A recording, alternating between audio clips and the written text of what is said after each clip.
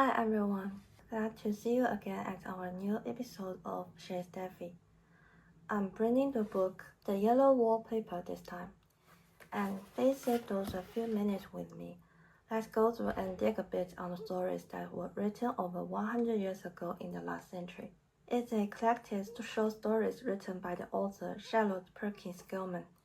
I couldn't comment her in each detail, but I will say I'm really surprised by her writing and perspectives, especially that from a witness woman in the last century.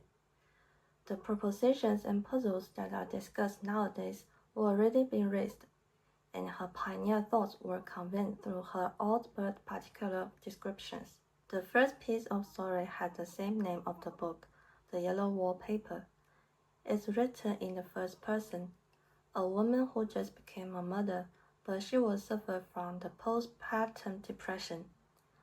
Over 100 years ago in the last century, the postpartum depression wasn't being medically defined, but being considered as the hysteria on women. They believed the hysteria could only happen on women. You see, said by the character, also the author, they already formed a superiority complex from men towards women. She, the character, hated the wallpaper in the room. She and her husband stayed while on vacation in the countryside. She hated with no reason and tried to convince her husband for many times just to repaint the wall, whereas her husband refused to do so. Reasons were it took extra money and they were just on vacation. So after a few months they would go back to town. He already arranged all for her health resort. Why couldn't she follow the doctor's himself advice?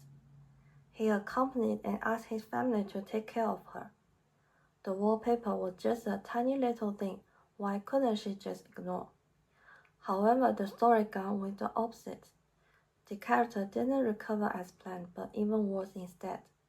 She started to have hallucinations, hypnosia, and delusional disorder at the same time. She saw a woman caged on the wall and creeping everywhere in the room. She couldn't fall asleep, but to tear off the wallpaper and creeping together with the woman on the wall. At last, she thought herself won the battle with that creeping woman, also won her husband and other family members. She won, no longer would be in this room. To extract all the subjective arrangements made the character even worse. She didn't feel herself being exactly understood by her husband nor others. They just wanted to silence the trouble with the established method. Her demands, needs, even though it might be tiny or a bit unreasonable, were ignored because of the superiority complex. Solomon says it's one of the representatives in this book also, personally. They were man and a wife with a legitimate family background in the last century. They got along well, but beyond that, there were way up and distance existed between them. The man Solomon always taught his wife with the quotes from the Old Testament years and years.